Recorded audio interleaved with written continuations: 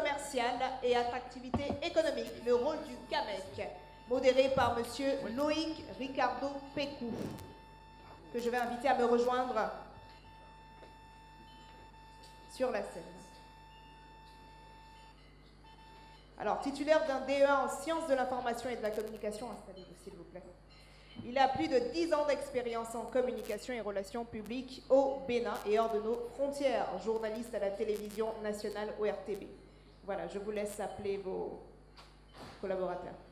Mesdames et messieurs, je vous souhaite le bonjour et je vous remercie pour l'attention que vous accorderez donc à ce panel si bien annoncé. Un panel que j'aurai le plaisir de conduire avec Monsieur Alain Amonsoupevi, que je voudrais appeler. Il est opérateur économique, chef d'entreprise spécialisé dans le marketing et la communication au Bénin comme dans la sous-région. Il est élu consulaire et président du CAMEC, le Centre d'arbitrage, de médiation et de conciliation du Bénin, un organe de la CCI Bénin. Merci de l'ovationner, s'il vous plaît. Et à sa suite, je voudrais inviter M. William Sourou. Il est arbitre médiateur, certifié ITC. Il est secrétaire permanent du CAMEC, le Centre d'arbitrage, de médiation et de conciliation du Bénin. Sous vos ovations, mesdames et messieurs, William Sourou.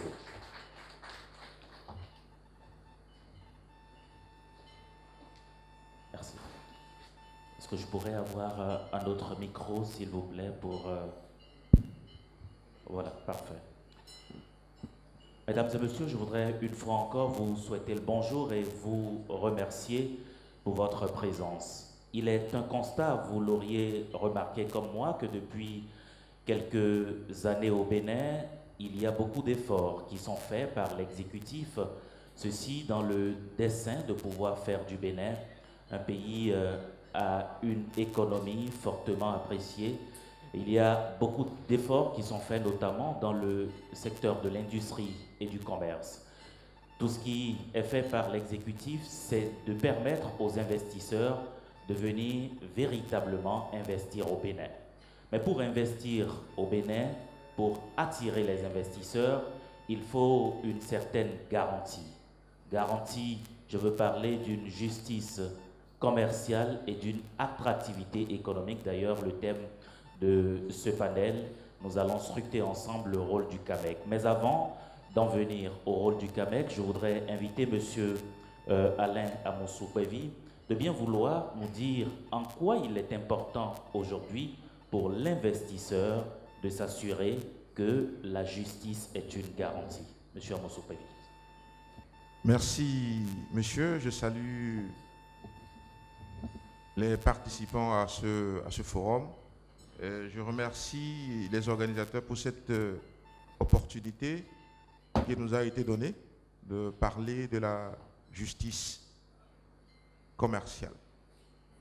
Je suis particulièrement heureux que, à quelques minutes du démarrage de ce panel, messieurs Gambès et Letonji soient dans la salle, parce que aujourd'hui, et cela depuis quelques mois, ils sont par vos aimants pour le développement du secteur des affaires au Bénin, et particulièrement à travers cette extraordinaire initiative de la zone économique spéciale.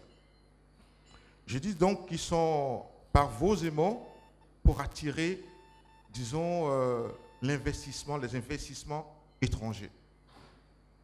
Il y a effectivement d'autres initiatives qui sont en cours, qui sont prises par le gouvernement béninois pour permettre au Bénin de s'aligner au rang des nations qui amorcent un développement économique. Alors, tout à l'heure, lors du panel précédent, un des panélistes a estimé que pour réussir en entreprise, il faudrait tout au moins travailler 12 à 14 heures.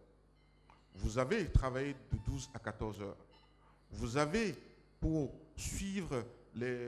poursuivre avec les interventions de tout à l'heure, Vous êtes arrivé à avoir des financements, vous avez monté votre affaire, vous avez tout fait, votre entreprise a démarré. Monsieur Letondi amène des investisseurs au niveau de la zone économique spéciale. Il a déjà fini avec 400 hectares. Il va amorcer une autre phase de son projet. Mais la question qu'on se pose, c'est de savoir les premiers partenaires sur cette zone-là, lorsqu'ils se retrouvent dans le cadre d'un conflit, d'un litige, et que les conséquences de ces litiges-là, parce qu'ils ont été mal gérés, occasionnent des dommages extraordinaires et irréparables sur l'activité de ces partenaires. Je pense qu'il aurait beaucoup de difficultés à continuer, parce que dans ce domaine, c'est surtout l'expérience et le bouche à oreille qui fonctionne aussi, qui a un impact sérieux. Lorsque les gens ont des difficultés et qui se retrouvent devant les tribunaux et qui doivent attendre 6 mois, 8 mois, voire des années pour voir un litige réglé. Lorsque ils ne sont pas sûrs de la qualité de cette justice-là, ils ne sont pas sûrs que leurs intérêts, les intérêts des uns et des autres ont été pris en compte. Ce que je veux dire par là, c'est qu'on a souvent tendance à l'oublier. Nous faisons beaucoup d'efforts pour parler d'amélioration de l'environnement des affaires. Mais un environnement des affaires qui ne garantit pas aux investisseurs la justice commerciale est dangereux. Nous avons reçu plusieurs personnes, plusieurs partenaires qui nous disent, écoutez, j'ai acheté, je donne l'exemple palpable, 50 millions de francs CFA pour acquérir un fonds de commerce. J'ai payé, il y a eu tous les transferts de compétences, de documents, je suis propriétaire. Mais sur cette parcelle-là, il y a une partie qui était occupée sur l'emprise et que depuis 3 ans, la personne refuse de quitter cet espace-là et on se retrouve devant les tribunaux. Ça a duré 3 ans. 3 ans après, il y a une première décision. Cette personne, au tribunal, a fait appel. Et donc, on est reparti pour je ne sais combien de temps encore. Et donc, c'est pour éviter ce genre de situation et donner plus de garanties. Et vraiment, j'ai demandé au directeur de l'APIEX, lorsqu'il va vendre le Bénin, lorsqu'il va vendre des opportunités d'investissement au Bénin, il faut qu'il ajoute les modes alternatifs de règlement des litiges comme un autre atout et pas des moindres pour convaincre ces investisseurs. Alors, donc, les États ont compris. Et pour cela, on a commencé à travers les actes de l'OHADA à mettre en place une justice beaucoup plus adaptée aux activités de commerce. Cette justice-là, à quelle vocation? Elle consiste en quoi? Elle consiste, monsieur Sourou vous le dira tout à l'heure, mais la vocation de des modes alternatifs de règlement des litiges sont au niveau, je les analyse à 4 niveaux. Le premier, meilleure justice possible, meilleure solution possible, la solution la plus raisonnée, la solution la plus adaptée, la solution la plus équilibrée. Alors, quelle est la caractéristique de cette justice-là? Elle vise l'équité, l'équilibre et le bon sens.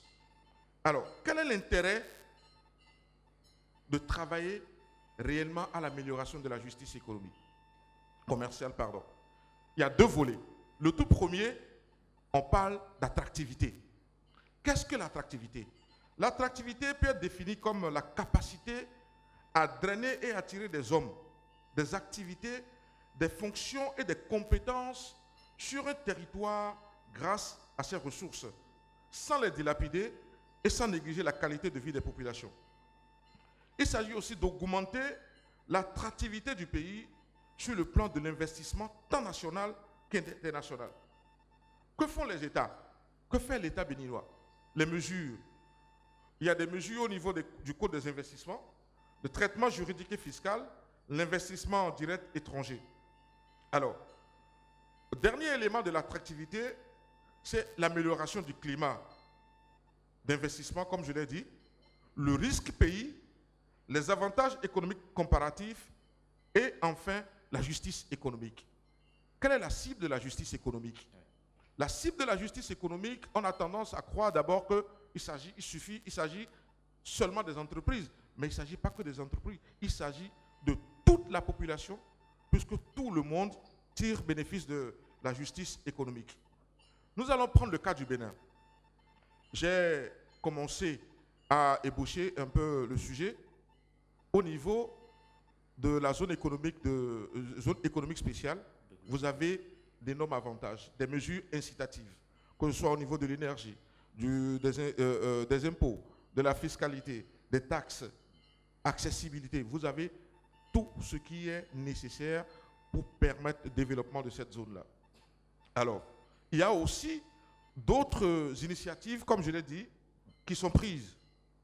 Mais, que fait-on par rapport à la justice commerciale? Qu'est-ce qu'on dit aux investisseurs par rapport à la justice commerciale? Pour comprendre l'importance, puisque lorsque les justiciables des entreprises ne vont pas vers les centres de médiation et d'arbitrage, ils vont vers la justice étatique.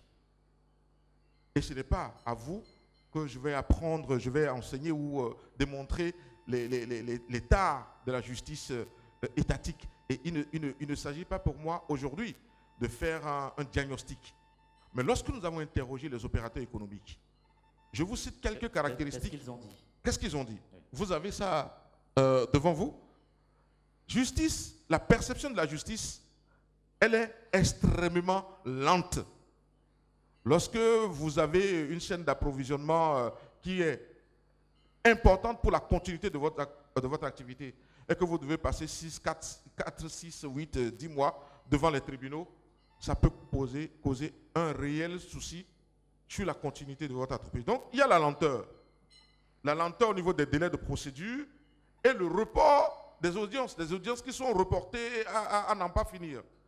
Il y a le côté incertain, les conflits de juridiction, difficulté à obtenir l'exécution des décisions de justice.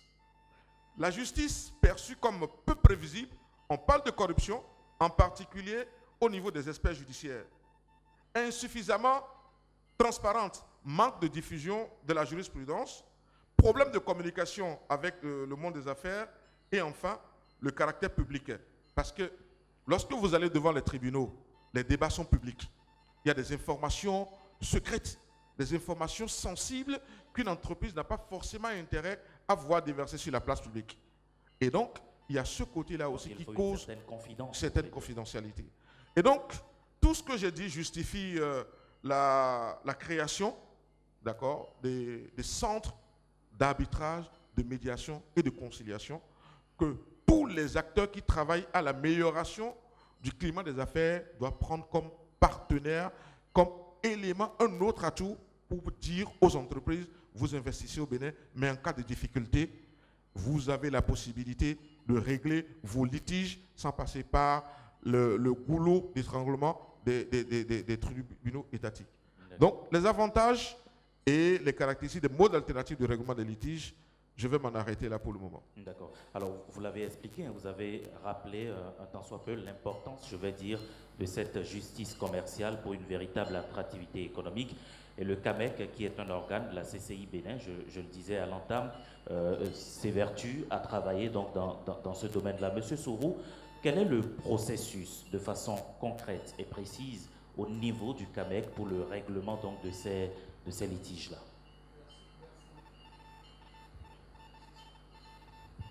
Merci beaucoup. Je crois avec le tableau qui a été peint par le président du CAMEC, oui. Ce n'est pas pour noircir la justice au Bénin, mais c'est pour simplement dire qu'à côté de la justice que je pourrais dire justice étatique, il y a d'autres formes, d'autres possibilités de régler les litiges, surtout en matière commerciale. Et c'est le rôle du CAMEC en tant que centre d'arbitrage, de médiation et de conciliation, c'est d'accompagner les opérateurs économiques au règlement des litiges dans leurs relations commerciales. Et pour cela, je voudrais, avec la permission du journaliste, peut-être faire la présentation rapidement, quitte à revenir à ma question. Allez-y, très rapidement. Hein. Je voudrais demander comme je l'ai dit, en réalité, le CAMEX, Centre d'arbitrage de médiation de conciliation, a pour mission d'accompagner les opérateurs économiques dans le règlement de leurs litiges commerciaux par d'autres modes qu'on appelle les modes alternatifs de règlement de litiges. Il y en a plusieurs, mais le centre d'arbitrage met en œuvre essentiellement 3 modes, regroupés en 2 catégories. Il y a d'abord ce que nous appelons les modes amiables, essentiellement la médiation et la conciliation, et les modes juridictionnels, essentiellement l'arbitrage. Alors, quels sont ces modes? Comment définir ces modes? Lorsque vous prenez les modes amiables, vous aviez, comme je l'ai dit, la médiation et la conciliation. C'est un processus dans lequel les parties en conflit décident de confier à un tiers indépendant des deux, donc que nous appelons médiateur, pour les aider à trouver une solution dans un délai relativement très court. Et au niveau de l'arbitrage, c'est que les parties en conflit, donc en litige, décident de confier à des tiers, qu'on appelle des juges privés, communément appelés arbitres, pour les aider à trancher définitivement leur litige en rendant une sentence arbitrale qui a la même valeur juridique que le jugement rendu devant les tribunaux. Mais ici, c'est que la sentence rendue n'est pas susceptible ni d'appel, ni d'opposition, ni de cassation. Ces modes regorgent plusieurs avantages. Lorsque vous allez devant les tribunaux aujourd'hui et que, en première instance, vous perdez un conflit, c'est que l'autre partie a la possibilité de faire appel. Évidemment. Donc, il y a plusieurs niveaux de juridiction, de degrés de juridiction, alors que lorsque vous prenez les modes alternatifs de règlement de litige, notamment l'arbitrage, la médiation et la conciliation, vous n'aviez pas cette possibilité-là. Ça veut dire que les litiges sont réglés entre les parties, d'abord pour trouver une solution amiable que nous appelons l'accord de médiation, ou en arbitrage pour que les juges privés rendent une sentence arbitrale. Premier avantage, c'est le gain du temps. Lorsque vous allez en médiation, le délai de règlement pour un médiateur, pour vous accompagner à trouver une solution, c'est 45 jours en médiation. Et en arbitrage, le délai de 6 mois. Peut-être renouvelable une fois. Deuxième avantage, c'est que au niveau des modes alternatifs de règlement de litige, les séances sont confidentielles. Ce n'est pas des séances publiques. Lorsque vous allez devant les tribunaux aujourd'hui, vous êtes en conflit avec un opérateur économique ou 2 opérateurs économiques sont en conflit, on révèle tout. On révèle tout dans les détails. En public, les gens écoutent alors que vous pouvez développer d'autres relations plus tard. Mais si vous révélez tout, en disant un certain nombre de choses sur telle entreprise, ça vous bloque déjà pour continuer les relations plus tard. Or, lorsque vous êtes au CAMEC, donc vers les modes alternatifs de règlement de litige, la séance est confidentielle, la séance est privée. Avec les deux parties, évidemment. Avec les deux parties, d'accord. Peut-être assistés de leurs avocats. Autre avantage au niveau des modes alternatifs de règlement. On va y aller très vite, Monsieur Soro, parce qu'on n'a plus beaucoup de temps.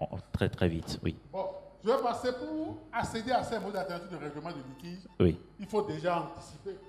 Anticiper, ça veut dire quoi? Lors de la contractualisation de vos relations commerciales, il faut inclure des clauses qui vous permettent d'accéder facilement à ces modes. Parce que si vous ne l'anticipez pas, c'est difficile après pour que les parties acceptent. Alors, dans les relations commerciales, il faut inclure ce que nous appelons les clauses compromissoires qui vous permettent, lorsque le litige naît, d'aller vers ces modes alternatifs de règlement de litige. Mais il y a une possibilité d'aller vers ces modes-là lorsque vous n'aviez pas prévu au départ d'aller vers ces modes et que le litige naît. Vous avez la possibilité d'aller par le biais d'un compromis pour aller vers ces modes alternatifs de règlement de litige. Mais là, c'est plus difficile parce que lorsque l'autre partie décline votre invitation, c'est que le processus s'arrête. Aujourd'hui, le gouvernement a accompagné ce mécanisme-là par le biais de la loi 2020 portant modernisation de la justice, où il est prévu qu'au cours d'un processus devant le tribunal, les parties peuvent demander au juge d'arrêter le processus et de renvoyer les parties vers les modes alternatifs de règlement de litige. Mieux, c'est qu'aujourd'hui, vous avez des arrêtés interministériels qui encouragent les commerçants, les opérateurs communs à aller verser un mode alternatif de règlement de litige en demandant aux magistrats de presser et d'encourager les opérateurs communs à aller verser un mode. Mieux, le ministre des Finances aujourd'hui procède au remboursement de 50% des frais d'enrôlement lorsque vous acceptez d'aller vers les modes alternatifs de règlement des litiges. Voilà autant d'éléments qui permettent aujourd'hui de privilégier ces modes-là, qui vous permettent d'aller plus rapidement pour pouvoir régler les litiges que vous avez. D'accord. D'accord. Le processus, il est donc connu. Je vais revenir à vous dans un instant, monsieur Amosou Kpevi, mais avant, puisque nous avons encore quelques petites minutes, je le rappelle, le CAMEC, c'est un organe de la CCI Bénin, et donc beaucoup de choses sont donc prévues pour faciliter la vie, comme je le dis, aux investisseurs. Peut-être qu'on va prendre quelques réactions dans le public, peut-être le secrétaire général de la CCI Bénin, et bien d'autres intervenants, s'il vous plaît, le micro pour quelques minutes avant donc de conclure donc ce panel. Merci. Je ne vais pas prendre la parole, mais je voudrais demander simplement au président du CAMEC de préciser au niveau des coûts pour que le public soit au courant de ce que la Chambre de commerce prend en charge pour les litiges. Je vous remercie. Parfait. Merci, monsieur le secrétaire général de la CCI Bénin. Une autre intervention, très rapidement, avant que monsieur Amosou Kpevi, peut-être nous donne les coûts, comme le secrétaire général a dit, et peut-être des recommandations. D'accord, merci beaucoup. Vous voyez la question le secrétaire général, ce n'est pas un rappel, ça corrobore ce que je disais tout à l'heure. On parle beaucoup de l'amélioration du climat des affaires et tout. Mais regardez le temps qu'on a passé pour parler de banque, financement. Il a suffi qu'on commence à parler de justice commerciale et nous n'avons qu'à peine 45 minutes. Ça vous montre l'intérêt qu'on donne à la chose, ce qui est déplorable. Si nous étions allés à la fin de la présentation, vous auriez vu sur le tableau, sur les écrans, qu'en matière de coûts, disons que les coûts font partie des avantages les plus importants. Les coûts aujourd'hui au niveau du CAMEC sont tels qu'ils sont les plus bas dans tout l'espace OHADA. Ah bon? Oui, bien sûr. L'État béninois a décidé de subventionner, de travailler à réduire, afin de faciliter, et vous avez les coûts au niveau de l'écran, de faciliter l'accès pour que les coûts ne soient pas un élément, un impedimenta pour pouvoir accéder au mode alternatif de règlement des litiges. Alors, ce qui est important et qu'il faut noter, c'est que lorsqu'il s'agit de processus de médiation, lorsque la valeur du litige, et ça c'est important pour les PME, lorsque la valeur du litige n'excède pas 10 millions, vous ne payez pas un seul franc. C'est-à-dire que le CAMEC prend à sa charge tous les frais liés à la médiation. C'est-à-dire que les frais administratifs... Soyez plus explicite. Je vous explique. Oui. Lorsque vous êtes dans un différend, et l'intérêt de ce différend-là ne dépasse pas 10 millions de francs CFA, disons que vous êtes à 9 999 000, vous venez en médiation au CAMEC. Oui. Vous ne payez pas un seul franc. Le CAMEC prend en charge, la Chambre de commerce prend en charge tous les frais de la procédure, à savoir les frais administratifs et les frais de médiation. Donc vous ne payez pas un seul franc dans le cadre de la médiation lorsque le litige n'excède pas 10 millions de francs CFA. Ça, c'est pour ce qui concerne la médiation. Pour les prix, pour donner plus de précision, là où il y a un avantage, lorsque vous allez devant les tribunaux, vous commencez un processus, vous ne savez pas exactement combien est-ce que vous allez finir par dépenser pour finir avec ce litige-là. Vous avez plein de frais, vous avez les frais d'avocat, vous avez tout ce qui concerne, tout ce qui intervient quand on reporte une séance et tout ça. À la CCI Bénin, ce n'est pas la même chose. Au CAMEC, quand vous venez, vous connaissez exactement le montant que vous devez dépenser pour toute la procédure. En plus de cela, les frais, sauf stipulation contraire entre les parties, les frais sont partagés à égalité par les parties. C'est-à-dire l'entreprise A, les frais sont à quoi 1 500 000, les deux payent 750 000, 750 000. Sauf si entre les deux, ils s'entendent et disent non, écoutez, vous avez voilà, un peu plus, subi un peu plus de dommages que moi, je paye 80%, vous payez 20% ou vice-versa. Donc au niveau des coûts, les coûts font partie d'un des avantages les plus intéressants pour ce qui concerne la médiation et l'arbitrage. Voilà. Qu'en est-il alors de la décision qui sera rendue au bout donc de la médiation et tout? Est-ce que cette décision, elle est véritablement, elle est valable? Alors, ça c'est l'un des aspects les plus surprenants des modes alternatifs de règlement des litiges. Oui. Contrairement aux décisions de tribunaux qui, comme le disait tout à l'heure le secrétaire général, peut faire l'objet de recours et jusqu'à qu'on aille en cassation. Bien sûr. Les décisions au niveau du centre d'arbitrage et de médiation ne sont pas toutes susceptibles de recours. Il n'y a même pas de recours. Il peut y avoir un recours uniquement en annulation et dans des cas extrêmement précis. C'est-à-dire que lorsque vous avez une décision, vous pouvez prendre cette décision-là et aller l'enrôler au rôle d'un notaire, et cette décision, d'accord, a force de loi. Vous pouvez aussi voir n'importe quel juge qui vous délivre ce qu'on appelle un exéquatur. Dans un délai de 15 jours, vous avez un exéquatur qui vous permet de faire exécuter cette décision-là. Et les accords internationaux que le Bénin a signés font que cette décision-là est exécutable dans le monde entier. Vous pouvez signer un contrat au Bénin, vous avez une décision, vous avez un exéquatur, vous pouvez le faire exécuter en Chine et au Japon. Savoir qu'il est l'heure de 2 à 3 minutes pour conclure. Monsieur Sourou, un complément, et puis votre mot de la fin plus tard. Le micro, il n'est pas ouvert. Merci. Je voudrais préciser 2 ou 3 choses qui sont très importantes. Notons que le CAMEC, en tant qu'organe, centre, ne règle pas de lui-même les litiges. Ce n'est pas le centre d'arbitrage en tant que structure qui siège pour rendre des sentences. Ce sont plutôt les arbitres et médiateurs qui sont agréés près le CAMEC qui règlent ces difficultés. Et il faut préciser que le CAMEC ne désigne pas à la place des parties les médiateurs et les arbitres. C'est les parties, même en litige, qui désignent leur médiateur, qui désignent leur arbitre, qui siègent. Le CAMEC accompagne, met le dispositif administratif en place pour les aider.